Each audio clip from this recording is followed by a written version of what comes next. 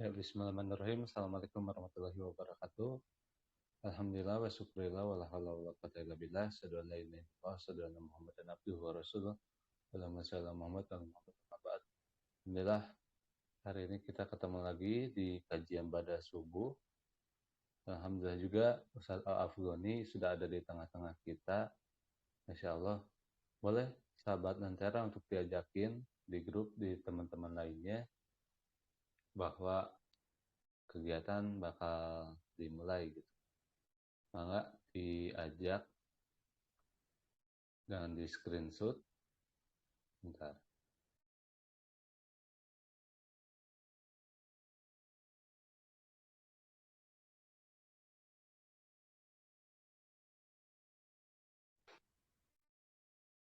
Nah, seperti itu ya. Maka diajakin teman-teman lainnya di grup biar kegiatan sekarang bisa bermanfaat untuk kita semua. Itu saja. Oke, Ustaz. Assalamualaikum. Gimana? Boleh tes, Ustaz? Ya, Waalaikumsalam warahmatullahi wabarakatuh. Aman. Oke, Ustaz. Enggak, waktu dan tempat dipersilakan. Ya. Kita nunggu yang lain apa langsung aja nih?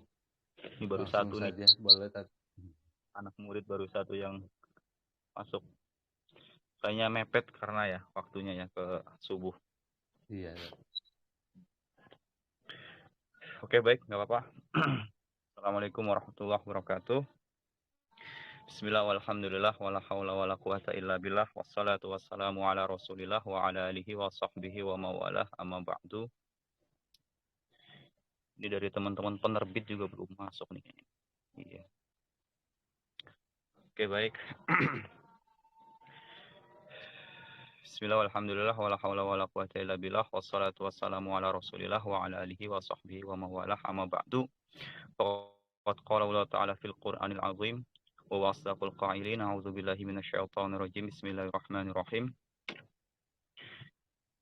Ya ayyuhalladzina amanu kutiba alaikumus siyamu kama kutiba alal ladzina min qablikum la'allakum tattaqun. Shadaqallahul azim wa nahnu ala dzalika minasyahidin wa syakirin walhamdulillahi rabbil alamin. Yang terhormat Umi Rika, Bang Rizal yang ganteng nih Masya Allah, dan teman-teman peserta ya.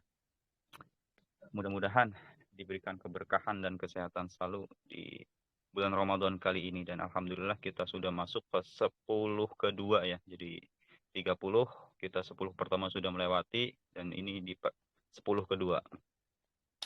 Oke, mungkin terkait ngomong-ngomong terkait Ramadan, kita bedah dulu. Tapi ini ngomong-ngomong direkam nggak ya Mas Rizal ya? Sudah, Kerekam ya? Masuknya kemana ya? Gimana tuh? Ini kira-kira kerekam atau enggak ya? Kerekam, Tad. Oh gitu. Ya, Oke. nanti diupload di YouTube. Oke, baik ya. Soalnya ada yang nanya gitu. Ngomong-ngomong terkait bulan Ramadan, mungkin kita bedah dulu Ramadan itu apa, sejarahnya seperti apa gitu kan. Dan apa saja, karena Nabi kita adalah Muhammad SAW, ya kita mau nggak mau tahu gitu. Sedikit banyaknya tahu, ya sedikit lah ya. Secuilnya kita tahu apa sih yang Rasulullah lakukan ketika Ramadan seperti itu, agar kita bisa mengikuti beliau. Ya ini secercah sirah Nabi lah ya di bulan Ramadan kurang lebih. Siapkan saja pertanyaan mungkin terkait materi ya, bulan Ramadan, sejarah dan kewajiban keutamaannya. Nanti bisa ditanyakan di akhir. Insya Allah kalau bisa jawab saya jawab, kalau enggak mungkin saya cari dulu jawabannya ya, berdasarkan qaul para ulama, aqwal para ulama, asar, sunnah, hadis atau Al-Quran. Baik. Ramadan sendiri itu, ini kalau bisa share screen, saya share screen ininya ya biar bisa enak, cuma enggak ya enggak apa-apa deh. Ramadan sendiri itu serapan dari bahasa Arab ya, Ramadan. Akar kata Ramadan dari huruf ro, mim sama do, dod. Romildo, yarmadu. Ramadan gitu. Fa'ila yaf'alu fa'lan, Ramadan. Artinya itu panas, Ramadan itu panas. Nah, di sini ada dua pendapat. Apa sih maksudnya panas itu? Nah, yang dikutip oleh Imam Qurtubi dalam tafsirnya, itu hadis juga dikutip oleh Imam Qurtubi, itu katanya di bulan Ramadan ini kenapa diambil kata Ramadan itu panas, karena apinya, panasnya bulan Ramadan itu bisa membakar dosa-dosa orang-orang muslimin, mukminin, seperti itu, muslimat dan mukminat. Itu seperti yang dikatakan Rasulullah ya. Dan di hadis Bukhari pun, di Muslim juga, itu idza ja'a Ramadan sufidati syayatin. Ketika datang bulan Ramadan, sufidati syayatin, setan-setan itu dibelenggu. Wa futiha abwabul jannah, pintu surga dibuka.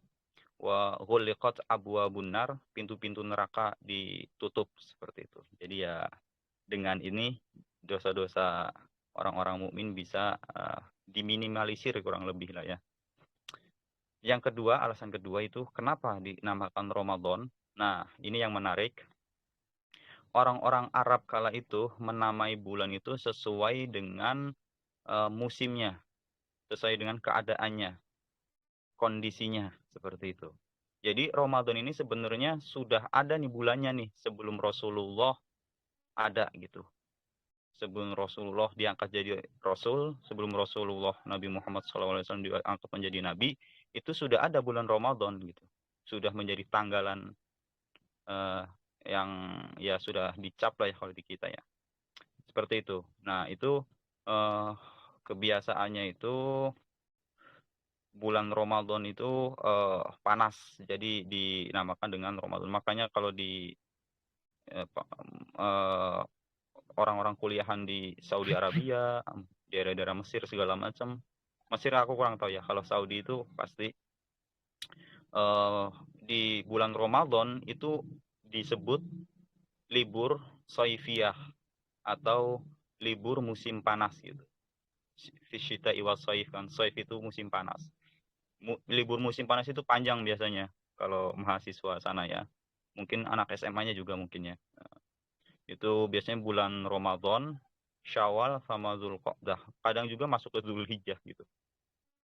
Nah, itu panjang itu liburnya itu. Nah, itu disebut libur musim panas karena panas ya ngapain kuliah gitu kan. Nah, biasanya seperti itu. Jadi keluar juga panas. Cuma sekarang kurang tahu ya keadaannya seperti apa. Jadi kalau dulu kan belum pada tumbuh itu hijau-hijauan. Nah, sebab inilah bangsa Arab kala itu menamai bulan ini dengan bulan Ramadan.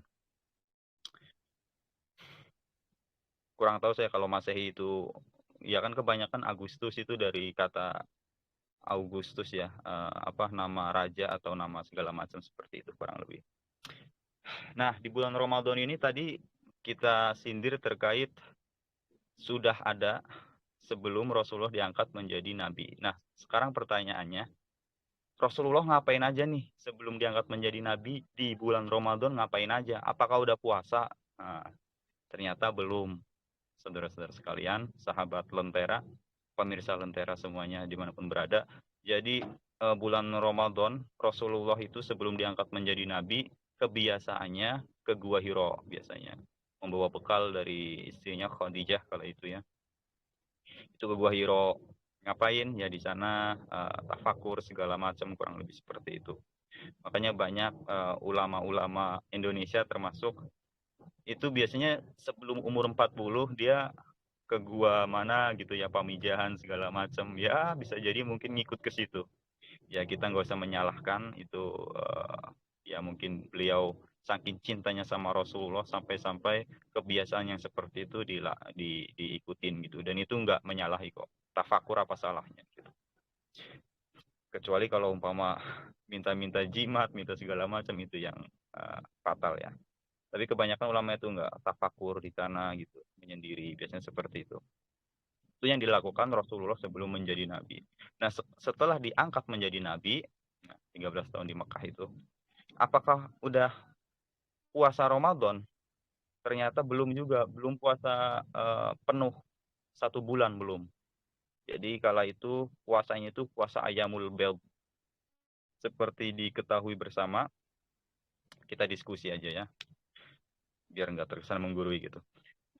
Ayyamul Bid itu kan puasanya Nabi Adam kalau nggak salah ya. Puasanya Nabi Adam ketika turun ke bumi itu. Itu Ayyamul Bid. Jadi sebenarnya Rasulullah ini juga ngikutin nabi-nabi sebelumnya dalam hal tata cara beribadah termasuk puasa itu ngikutin ke nabi sebelumnya. Nah itu sebelum diwajibkan puasa Ramadan 1 bulan penuh itu puasa Ayyamul Bid terlebih dahulu. Itu sebelum hijrah. Ketika hijrah, nah itulah tanggal dimulai ya 1 Hijriah. Pada tahun 1 Hijriah apakah sudah ada puasa diwajibkan puasa 1 bulan penuh? Ternyata belum juga di tahun pertama Ramadan ya, tahun pertama Ramadan. Nah, waktu di Mekah itu 3 hari diwajibkan setiap bulan Ayyamul Bid di tanggal 13, 14, 15. Tentunya Hijriah ya, tentunya Hijriah, bukan Masehi. Kalau kenapa Hijriah ya karena menurut saya ya dan beberapa kawan-kawan juga yang paling enak gitu sesuai ya sebenarnya Hijriah karena apa? 13, 14, 15 pasti bulan itu bulat gitu. Bulan itu bulat, jadi ketahuan gitu kurang lebih. Nah, itu di tanggal 13, 14, 15 itu wajib di awal sebelum Rasulullah diangkat bukan sebelum Rasulullah dan sahabat itu hijrah ke Yathrib atau Madinah ya. Di tahun pertama Hijriah pun belum diwajibkan. Nah, tapi di situ nambah selain puasa Ayyamul Bid seperti yang dikutip oleh diriwayatkan oleh Ibnu Abbas ya, jalur Bukhari itu. Jadi ketika datang ke Yathrib, Rasulullah di sana bertetangga dengan orang-orang Yahudi. Nah, orang Yahudi itu ketika tanggal 10 Muharram yang disebut dengan Asyura itu, mereka berpuasa. Nah, Rasulullah nanya, "Kenapa kalian puasa di hari Asyura ini?" Nah, kata orang Yahudi, "Kami mengikuti Nabi Musa karena Nabi Musa dan kaumnya kala itu puasa hari Asyura. Bersyukur karena diselamatkan dari kejaran Fir'aun dan bala tentaranya." Nah, kata Rasulullah, "Saya lebih berhak mengikuti Nabi Musa daripada kalian." Nah, kata Rasulullah, akhirnya Rasulullah mewajibkan kaumnya ya. Rasulullah mewajibkan kaumnya, jadi tambah tuh Ayyamul Bid sama hari Asyura, cuma itu aja tuh di awal Hijriah. Masuk ke tahun kedua Hijriah, bulan Ramadan, bulan Sya'ban lah ya, di bulan Sya'ban itu atau Rajab atau Sya'ban. Ini beda pendapat ulama, ada yang bilang Rajab, ada yang bilang Sya'ban. Nah, di bulan Sya'ban itu turunlah kewajiban itu ya ayyuhalladzina amanu kutiba alaikumussyam. Telah diwajibkan kepada kalian semua untuk berpuasa sebulan penuh. Coba bayangkan nih kita aja mungkin dari kecil dilatih dulu ya puasa ya. Puasanya mungkin ada yang 3 jam sekali makan. Ada juga yang setengah hari makan. Ya saya dulu kayak gitu. Terus baru nanti besar dikit puasa penuh. Maksudnya 1 hari penuh gitu. Jadi nggak kaget seperti itu. Nah ini sahabat tiba-tiba yang tadinya cuma puasanya ya 1 bulan itu cuma 3 kali doang. Ini harus sebulan. Wah, Masya Allah. Dan peraturannya ketat banget. Nggak boleh deket-deket ke istri-istrinya seperti itu. Ya ketat banget seperti itu. Selama sebulan loh. Ya berat banget itu bagi sahabat kala itu. Ya mungkin kita aja coba dibayangkan saja. Sebelumnya nggak pernah puasa 1 bulan full. Tiba-tiba jebret aja 1 bulan. 30 hari gitu. Wow. Masya Allah gitu kan ya. Nah, tapi apa? Nah ini tahapan kurang lebih ada 3 tahapan ya seperti yang dikutip oleh beberapa Ibnu Hibban, riwayat Ahmad segala macam itu ada 3 tahapan. Yang pertama itu tadi hanya puasa 3 hari dalam 1 bulan ditambah Asyura, segitu saja dulu. Itu buat latihan gitu ya.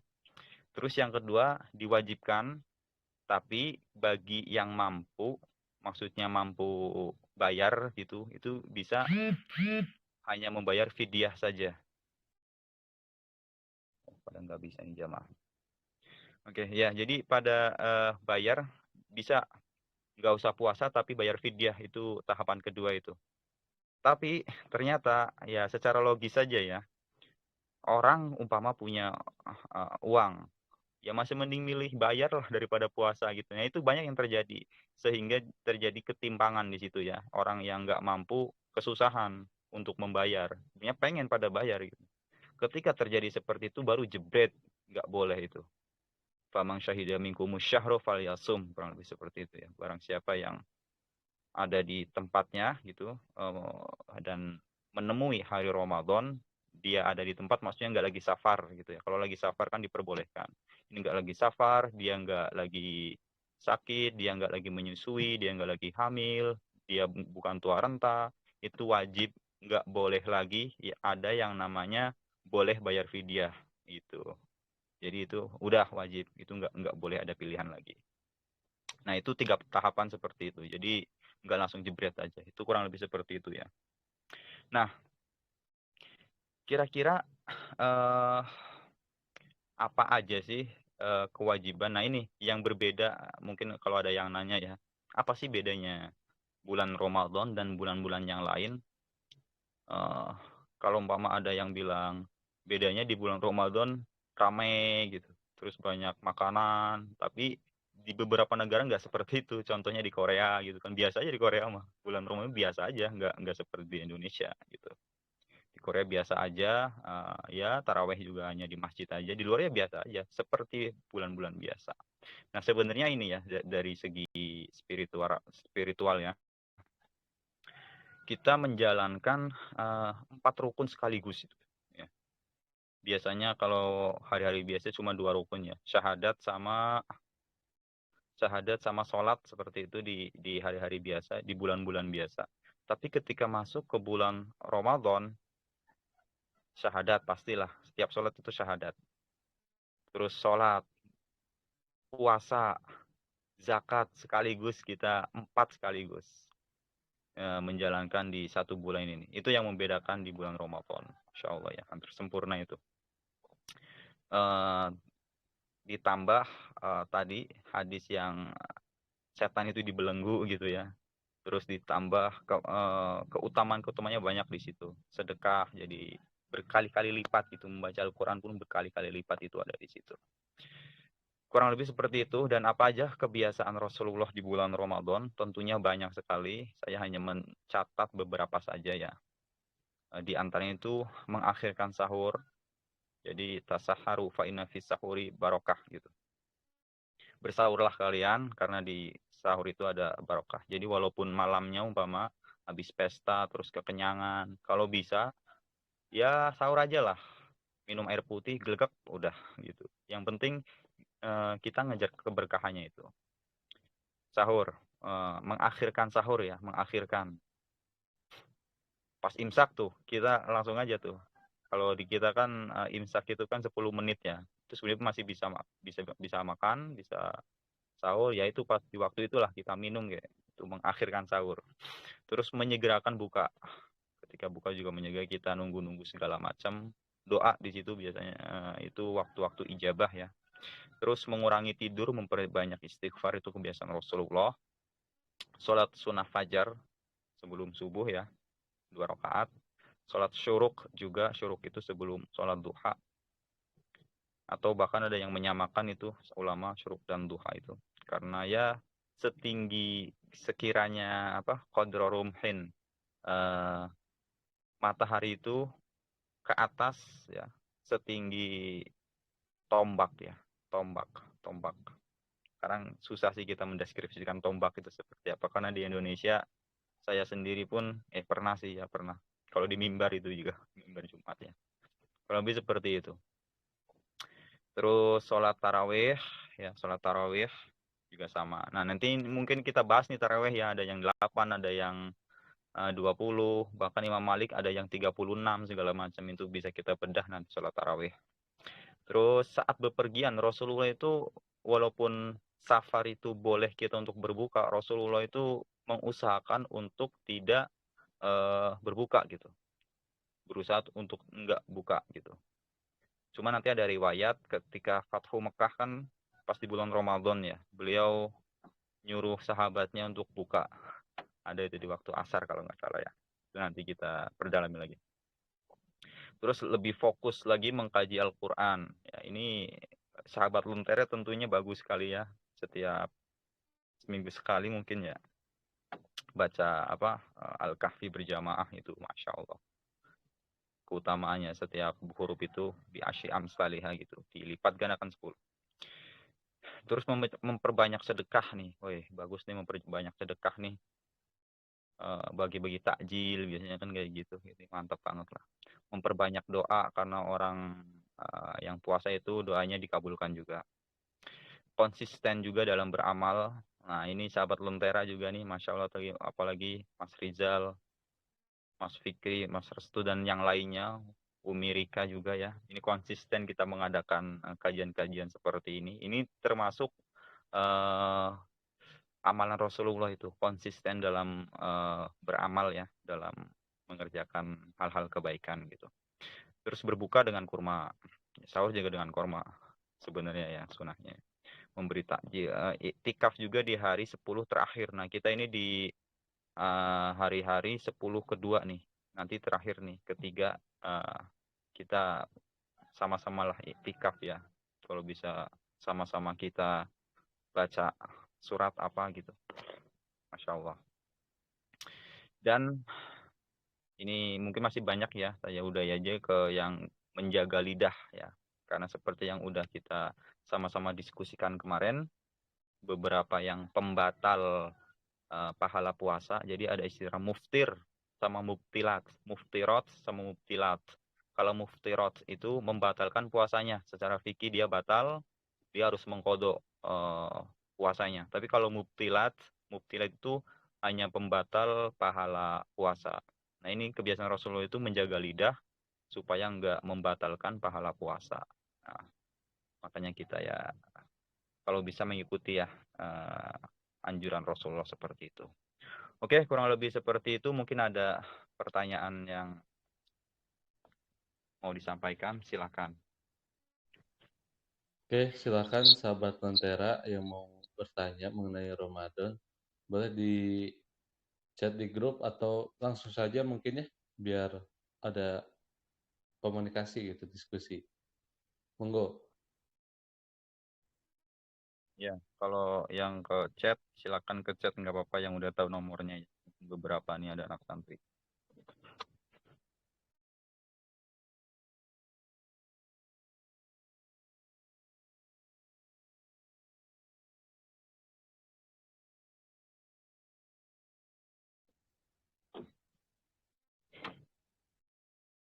Ada dari abang-abang, ibu, kakak.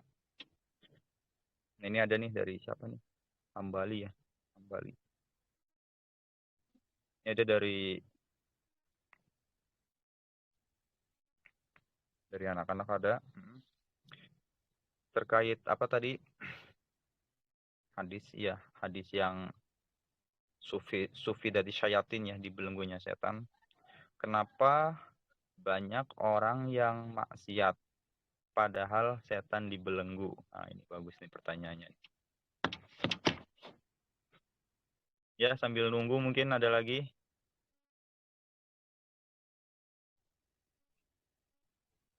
Baik, kenapa di bulan puasa Ramadan ini banyak yang maksiat? Siapa ini?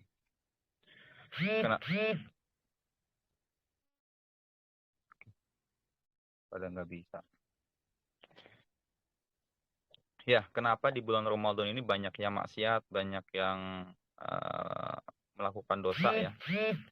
Bahkan banyak juga di berita yang ngebegal segala macam di bulan Ramadan ini. Ini sangat mengkhawatirkan lah. Nah, kenapa seperti itu? Padahal di hadisnya itu katanya setan itu dibelenggu. Nah, ini bagus sih pertanyaannya. Terkait hal ini emang rada-rada sih terkait hal ini ada dua pendapat ulama ya. Yang pertama itu ulama yang menafsirkan secara secara makna ya, maknawi. Secara maknawi aja seperti itu, letter luck ya. Jadi emang dibelenggu seperti itu, dibelenggu. Nah, terus kenapa orang itu banyak yang begal, ngebunuh segala macam itu, banyaklah di berita lah belakangan ini. Emang biasanya kayak gitu sih kalau mau deket-deket lebaran ya. Kenapa seperti itu? Nah, itu ditafsirkan katanya itu emang kebiasaan dia. Kebiasaan dia, jadi tanpa dibisikin setan, dia melakukan itu sendiri. Nah, ini saya kebiasaannya dulu itu pernah waktu study tour ya, ke UI sama anak-anak santri itu, saya beli buku psikologi ya. Psikologi itu saya beli. Saya suka ya beli-beli buku-buku yang aneh lah. Menurut saya itu aneh tadinya ya, karena saya belum tahu itu arti psikologi itu apa tadinya. Waktu dulu saya baca-baca itu ada tuh bagus itu behaviorism. Behaviorism kalau nggak salah itu tokohnya Ivan Pavlov kalau nggak salah itu. Iya, tokohnya Ivan Pavlov. Nah, itu dia yang saya ingat sesuatu hal yang berulang-ulang kali dilakukan, maka dia refleks akan seperti itu. Nah, di sini saya menyimpulkannya, ini setan udah biasa menggembosi dia untuk melakukan hal, contohnya begal ya, kita sebut saja. Contohnya membegal gitu, si A umpama membegal berkali-kali kayak gitu. Jadi ketika si setan ini nggak ngebisiki pun, dia akan refleks seperti itu dengan kebiasaan psikisnya seperti itu ya, kurang lebih. Nah, ini ya Bu Mirika lebih tahu lah tentang itu.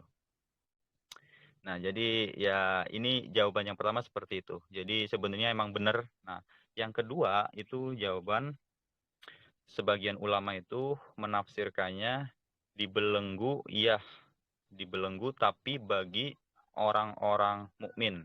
Maksudnya orang-orang yang puasanya memenuhi ketentuan dan syarat lah yang berlaku, kurang lebih kayak gitu. Jadi dia nggak batal sholatnya dan amalnya juga tidak batal. Jadi dia memenuhi menjaga lidah, nggak ngegibah, nggak ini, nggak itu.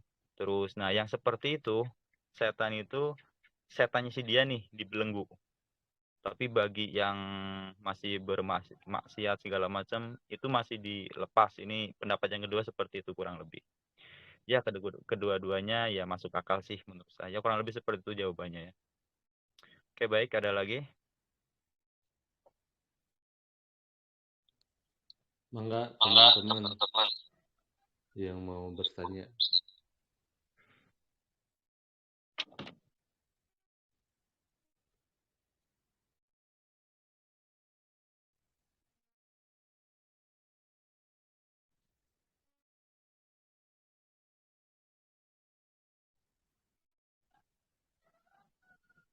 Oke, nggak ada lagi ya kayaknya ya.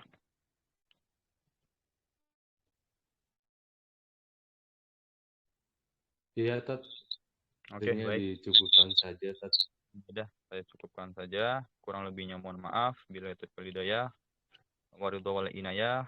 Barakallahu fikum. Terima kasih udah menyempatkan ya di pagi ini. Kurang lebihnya mohon maaf. Assalamualaikum warahmatullahi wabarakatuh. Waalaikumsalam warahmatullahi wabarakatuh. Syukran jazakallah khair kepada Ustadz yang sudah sharing mengenai ilmu seputar Ramadan, dan syukran jazakumullah khair kepada sahabat Lentera yang hadir hari ini untuk sama-sama belajar bareng ya di ibadah subuh ini. Nah, insya Allah untuk nanti jam 5 sore kita bakal bahas sirah nabawiyah lagi. Jadi jangan lupa buat sahabat Lentera buat hadir di jam 5 nanti. Itu saja, kita tutup dengan bacaan hamdalah bersama-sama. Alhamdulillahirrahmanirrahim. Kemudian istighfar, astagfirullahaladzim, astagfirullahaladzim, astagfirullahaladzim. Dan kemudian doa kifaratul majelis. Bismillahirrahmanirrahim. Subhanakallahumma bihamdika, asyhadu an la ilaha illa anta, astaghfiruka wa atubu ilaik. Terima kasih semuanya. Wassalamualaikum warahmatullahi wabarakatuh.